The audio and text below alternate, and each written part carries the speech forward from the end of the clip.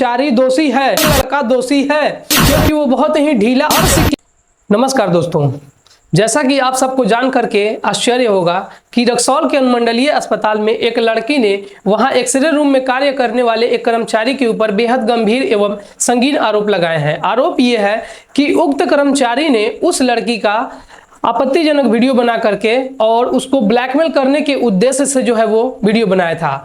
और उस लड़की का कहना है कि उक्त कर्मचारी ने एक्सरे करने के बहाने से उसको कुछ मैक्सी पहनाया था। जो मैक्सी होता है जो स्त्रियां अक्सर रात में पहनती है क्योंकि वो बहुत ही ढीला और लूज वस्त्र होता है, तो उसको पहना करके और फिर उसके बाद जो है उक्त कर्मचारी ने उस लड़की का कुछ प्राइवेट वीडियो बनाया और उसको ब्लैकमेल करने के उद्देश्य से, सोशल मीडिया पर वायरल करने के उद्देश्य से लड़की को जो है वो धमकी देता रहा।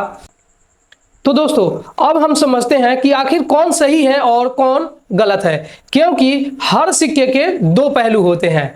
तो एक तरफा न्याय करना कभी भी न्याय का काम नहीं होता है। न्याय जो है वो बहुत बेहतरीन ढंग से चलाना चाहिए, क्योंकि अगर आप न्याय सही ढंग से नहीं चलाएंगे तो समाज जो है वो बहुत गलत चीजों का शिकार हो जाएगा। तो अगर आप भी चाहते हैं कि समाज में रह रहे लोगों को कोई कष्ट ना हो तो कभी भी गलत न्याय और फैसला मत दीजिए। हमारे कहने का तात्पर्य यह है कि अगर लड़का दोषी है, कर्मचारी दोषी है, तो उसको कठोर से कठोर सजा दी जाए। लेकिन अगर वो दोषी नहीं है तो फिर उसके ऊपर जो ब्लैकमेलिंग का केस लगा है उसके ऊपर भी ऐसा ही कठोर से कठोर कार्रवाई की जानी चाहिए। अगर लड़की सही बोल रही है तो लड़की के पक्ष में फैसला होना चाहिए। लेकिन अगर हो सकता है मे बी, क्योंकि मैं ये कह नहीं रहा हूं, लेकिन हम लोग आए दिन सोशल मीडिया पर और समाज में भी देख रहे हैं, सिर्फ सोशल मीडिया नहीं समाज में भी देख रहे हैं कि लड़कियां जो है वो लड़कों को आए दिन ब्लैकमेल करती रहती है।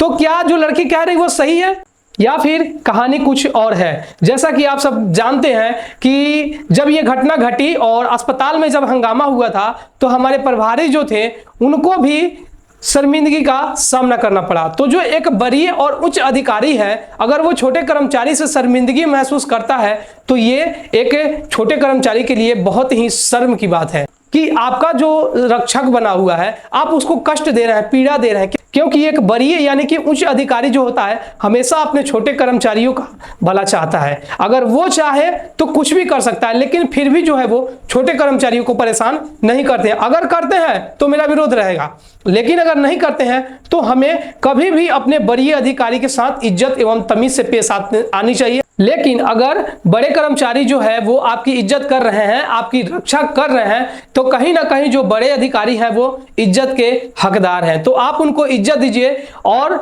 ऐसा कार्य मत कीजिए कि मीडिया और पब्लिक के सामने जो है वो बड़ी यानी कि बड़े अधिकारियों को शर्मिंदगी का सामना करना पड़े और एक छोटे कर्मचारी की वजह से सिर झुकाना पड़े। अब आइए हम जानते हैं कि क्या लड़की जो कह रही है वो सही है। कहीं ऐसा तो नहीं कि जो हम देखना चाह रहे हैं वो दिखाया नहीं जा रहा है, क्योंकि हर दिन जो है हम देखते आए हैं कि समाज में लोग जो है वो लड़की को ज्यादा तवज्जो देते हैं। मेरा इससे कोई लेना देना नहीं है कि लड़की को तवज्जो ना दी जाए, लड़की को तवज्जो दी जाए, लेकिन इतनी तवज्जो ना दी जाए कि वो सर पे चढ़ के तांडव करने लगे।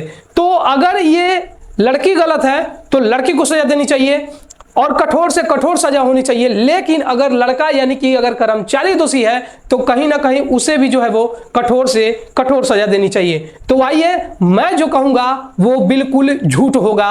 जो भी बात रखेंगे वो लड़की के मुंह से जो निकला हुआ है उसी के बारे में हम बात करेंगे कि लड़की जो है वो क्या कह रही है। सारी फोटो लिए थे, आपका कुछ आपत्तिजनक, क्या आप अनुमंडलीय अस्पताल में क्या करने आई थी? हम आए थे एक्सरे कराने, जो मतलब फीवर 6 महीना से लग रहा था। तो दोस्तों, लड़की का कहना है कि लड़की को जो है वो 6 महीनों से फीवर लग रहा था। पॉइंट नंबर 1, आप एक बार स्वयं गौर कीजिएगा कि जिस लड़की को 6 महीने लगातार फीवर रख रहा हो उसकी मानसिक संतुलन क्या रही होगी।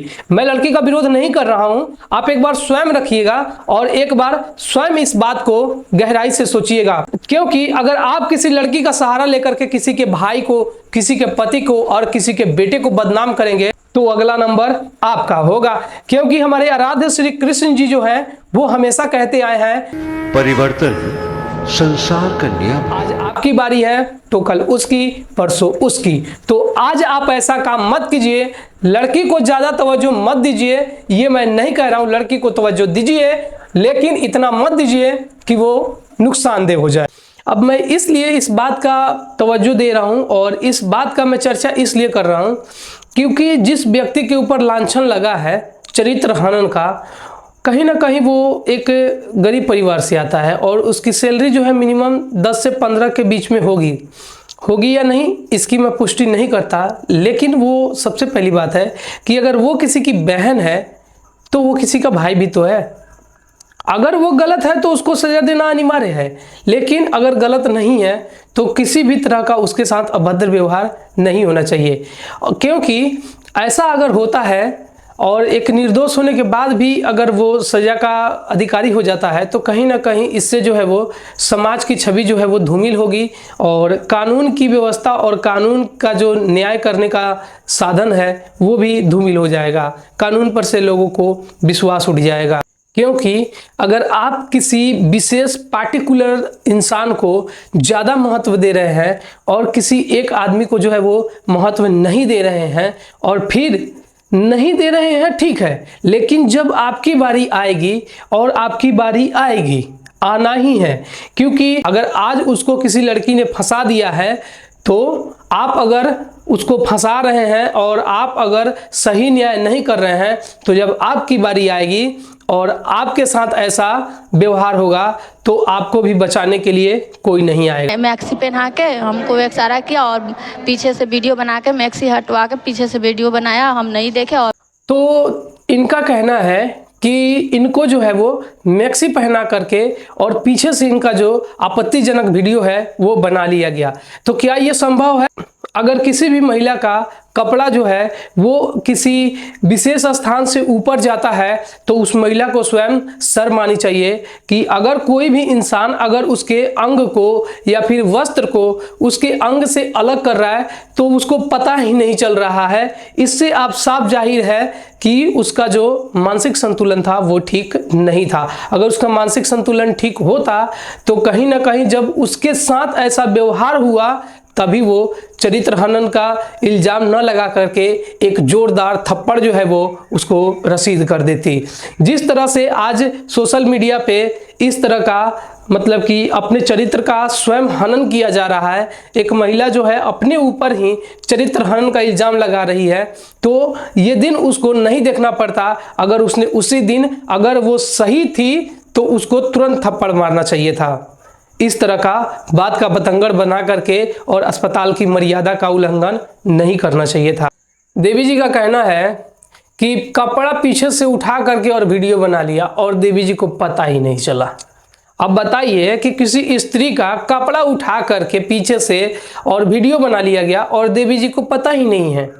अब इससे आप साफ समझ सकते हैं कि देवी जी का मानसिक संतुलन या तो बिगड़ गया होगा। मैं किसी के ऊपर इल्ज़ाम नहीं लगा रहा हूं, मैं बस अपनी बातों को प्रत्यक्ष रूप से प्रस्तुत कर रहा हूं। आप भी सोचिए, अगर मैं गलत हूं तो आप मुझे कमेंट कर सकते हैं, लेकिन अगर गलत है तो गलत है और सही है तो सही है। अगर लड़की सही है तो भी ठीक है, लड़का सही है तो भी ठीक है। लेकिन आप एक बार सोच करके देखिए कि अगर आपका कोई कपड़ा उतार देता है और आपका वीडियो बन जाता है और आपको पता ही नहीं चलता है, आप कौन सी दुनिया में जी रहे हैं कि आपका वीडियो बन जाता है और फिर उसके बाद उस वीडियो को रख करके ब्लैकमेल किया जाता है। अब ब्लैकमेल कैसे किया जाता है इसकी मैं पुष्टि नहीं करता, पैसा मांगा जाता है या फिर क्या किया जाता है इसकी मैं पुष्टि नहीं करता, लेकिन देवी जी का कथन है कि उस वीडियो के जरिए उनको ब्लैकमेल किया जाता है।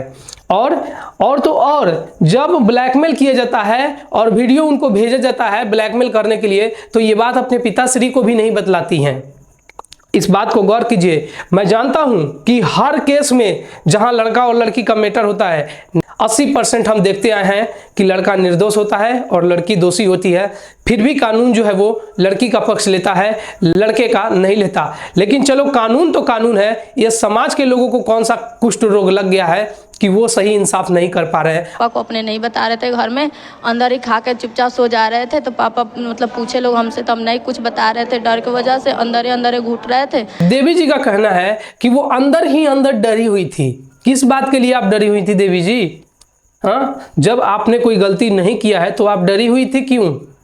हाँ बताइए कि एक आदमी जो उनको ब्लैकमेल कर रहा है, उनका गुप्त रूप से प्राइवेट वीडियो बना लेता है, ब्लैकमेलिंग करता है और इनको बात करने के लिए भी उकसाता है कि आप हमसे बात कीजिए, ठीक है। और बात करने में क्या होता है, अब मुझे ये नहीं पता कि बात तो बात करने की नहीं रही होगी, बात तो कुछ और रही होगी। हालांकि इस बारे में मुझे जानकारी नहीं है, लेकिन निश्चित जो है वो एक दूसरे से बात करने की जो प्रक्रिया है, कारण ये नहीं है, कारण कुछ और रहा होगा। अच्छा, कितने दिनों से आपके साथ ब्लैकमेल का काम कर रहा था? लमसम हो गया है 1-1.5 महीना से। अच्छा जी। अब एक बात यहाँ गौर करने वाली बात और है कि 1-1.5 महीने से वो ब्लैकमेल कर रहा है, लेकिन देवी जी ने एक बार भी कानून का सहारा नहीं लिया और डायरेक्ट आकर के अस्पताल की मर्यादा को भंग किया है। अब आप एक बात बताइए कि एक महिला जिसको ब्लैकमेल किया जा रहा है, वो महिला 1 महीने तक एक्शन नहीं लेती है, लेकिन यहाँ एक पुरुष के ऊपर एक पुरुष हमला कर देता है, तुरंत का तुरंत FIR होता है। इससे साफ जाहिर होता है कि पुरुष निस्वार्थ भावना से अपनी लड़ाई लड़ते हैं, लेकिन महिलाएं जो है वो चालबाज होती है, धोखेबाज होती है और वो कहीं ना कहीं सोचती है कि इस चीज़ से मुझे लाभ मिल जाए, और जब तक उसको लाभ मिलता है तब तक तो ठीक है, और जैसे ही लाभ मिलना बंद होता है वो कहीं ना कहीं गलत रूप में हर किसी को फंसाने का प्रयास करती है। अच्छा, जिस समय एक्सरे कर रहा था जी, आप डायरेक्ट फोटो लिया था जी, उस समय नहीं बोले कि हमारा कपड़ा के मतलब हटा रहे हैं? नहीं, तो हमें नहीं मालूम था कि उस तरह हटाया जाता है। वो बोला कि हटाया जाता है। तो इनसे पूछा जा रहा है कि जब एक्सरे हो रहा था और जब आपका वीडियो बन रहा था तो आपको मालूम नहीं था? तो मैडम को पता ही नहीं था। मैडम बोल रही हैं कि उनको पता ही नहीं था कि इस तरह से होता है। भैया, जब मान लेते हैं कि हमारा ये फिंगर टूटा हुआ है, ठीक है, तो जब यहाँ पे प्राइवेट पार्ट होगा, जब ये कुछ प्राइवेट पार्ट होगा, तो मैं यहाँ से कपड़ा किसी कीमत पे हटाने के लिए नहीं कहूँगा। क्यों कहूँगा? और जब मेरे यहाँ प्राइवेट पार्ट से कपड़ा हट गया और मुझे पता ही नहीं चला, तो फिर दोषी कौन है? हटाने वाला या फिर जिसका हट गया वो? इसका फैसला आप कीजिएगा कमेंट बॉक्स में। लेकिन इनका कहना है कि जब एक्सरे हो रहा था तो वो कपड़ा हटा रहा था कि ताकि जो है वो एक्सरे लिया जा सके। एक बात यहाँ गौर करने वाली बात और है कि जब मैक्सी पहनाया गया होगा तो मैक्सी इसलिए पहनाया जाता है कि कपड़ा न हटाया जाए, क्योंकि जो ऑफिस का पर्टिकुलर ड्रेस होता है वो इसलिए पहनाया जाता है क्योंकि इसमें किसी भी प्रकार का कोई भी वस्तु जो है वो नहीं होता है, इसलिए वहां स्वयं का कपड़ा जो है वो पहनाया जाता है। लेकिन कपड़ा पहनाने के बाद कपड़ा उठाया जा रहा है, इस बात पे मुझे संदेह है, और मुझे इसलिए संदेह है क्योंकि इनके कारण से अस्पताल की मर्यादा जो है वो भंग हो रही है। क्योंकि समाज में एक प्रकार का कुकृत्य फैला हुआ है कि किसी भी लड़के को फंसाओ, उससे कुछ पैसे ऐंठो, और अगर वो पैसे देने से इनकार करे तो उसके खिलाफ झूठा मुकदमा जो है वो दायर कर दो। ये सिर्फ मैं नहीं कह रहा हूं, अगर मैं गलत बोल रहा हूं तो आप समाज में देखिए, आप स्वयं देखिए कि अगर मैं झूठ बोल रहा हूं तो आप अपने समाज में कितने लोगों को देखे होंगे जो इस तरह की घटनाओं का शिकार हो चुके हैं। और 90% केसों में देखा जाता है कि लड़का जो है वो निर्दोष होता है और उसको किसी न किसी कारणवश पैसे के लालच में हो या फिर किसी को और कारणवश हो उसको फंसाया जाता है। तो मैं इन सब चीज़ों के विरोध में इसलिए बना रहा हूं क्योंकि आज उसकी बारी है तो कल मेरी बारी है और परसों आपकी बारी है। तो अगर लड़की सही है तो उसको सजा दिया जाए, अन्यथा अगर लड़का सही है तो लड़की को सजा दिया जाए। लेकिन उसको हम देखे, वो हमारे साथ किया है। क्या आपका कुछ वीडियो फोटो लेकर के हाँ, फेसबुक पर तो डाला तो नहीं है? फेसबुक पे नहीं डाला है, लेकिन इंस्टाग्राम मेरे आईडी से बनाया है। डाल दी। इस बात को थोड़ा गौर से सुनिएगा कि देवी जी कह रहे हैं कि फेसबुक से नहीं बनाया है, मेरे इंस्टाग्राम अकाउंट से बनाया गया है। अब इस बात का लॉजिक न मुझे जड़ पता चल रहा है और न ऊपर का भाग पता चल रहा है कि दूसरे के इंस्टाग्राम अकाउंट से आपत्तिजनक वीडियो कैसे बनता है। ये तो भैया भगवान बताएं और भगवान ही बचाए। और ये जो माइक लेकर के और लंबा लंबा तार लेकर के ये लोग जो रिपोर्टिंग कर रहे हैं, उनसे हाथ जोड़ के निवेदन है, भैया सही रिपोर्टिंग कीजिए, सच्चाई दिखाइए, क्लू खोजिए, सबूत खोजिए, तब जा करके किसी के ऊपर लांछन लगाइए। अन्यथा अगर किसी दिन ऐसे लपेटे में आ गए कि आप झूठ बोल रहे हैं तो आपकी सारी मीडियागिरी जो है वो धरी की धरी रह जाएगी। मैं ये नहीं कह रहा हूं कि आप गलत हैं, लेकिन अगर आप गलत का साथ दे रहे हैं तो बिल्कुल आप गलत हैं। आप क्लू तक जाइए, मीडिया जो है वो लोकतंत्र का चौथा स्तंभ माना गया है, यानी कि चौथा पिलर।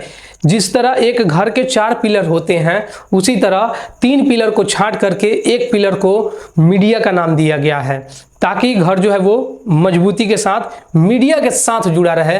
और मीडिया वाले जो है वो एक अपराधी है कि नहीं है, बिना जांच पड़ताल, बिना पुष्टि के उसको जबरदस्ती अपराधी घोषित कर दिए। अब पुलिस पहले बाद में इन्वेस्टिगेशन करेगी, पहले ये लोग इन्वेस्टिगेशन कर लिए हैं कि वो अपराधी है, किया कि नहीं किया, क्या किया कि नहीं किया, और एक खामोखा जिंदगी जो है वो झंड कर दी, बर्बाद कर दी। उसके माँ बाप को समस्या होगी, उसके भाई को समस्या होगी, उसके बच्चे को समस्या होगी, उसके पूरे परिवार को समस्या होगी। ये सब किसी ने नहीं देखा, बस उसने गलती किया तो उस गलती की सजा उसको दो, चाहे वो गलती किया या फिर नहीं किया। आप अपराधी को खोजिए, अपराधी है तो उसके जिसको सजा देना दीजिए, कोई दिक्कत नहीं है। लेकिन जिस तरह से लड़की बातचीत कर रही थी, आपको नहीं लगता है कि उसकी सारी बातें संदेह के दायरे में आती है? और जब उसकी सारी बातें संदेह के दायरे में आती है तो आप कैसे किसी के चरित्र पे उंगली उठा सकते हैं? कोई और दोषी के लिए किसी निर्दोष को आप सजा दिलवा रहे हैं तो क्या आपका नंबर नहीं आएगा? मैं हमेशा कहता आया हूं कि श्रीमद् भागवत गीता में श्री कृष्ण जी कहा करके गए हैं कि परिवर्तन संसार का नियम है, आज तेरा तो कल मेरा। जय श्री राम, जय हिंद, वंदे मातरम। और हाँ, जाते जाते अगर वीडियो अच्छी लगी हो तो शेयर कर दीजिएगा, चैनल पे पहली बार आए हैं सब्सक्राइब कर दीजिएगा, और एक कमेंट जरूर कर दीजिएगा कि वीडियो में क्या समस्या है। के 2 पहलू होते हैं,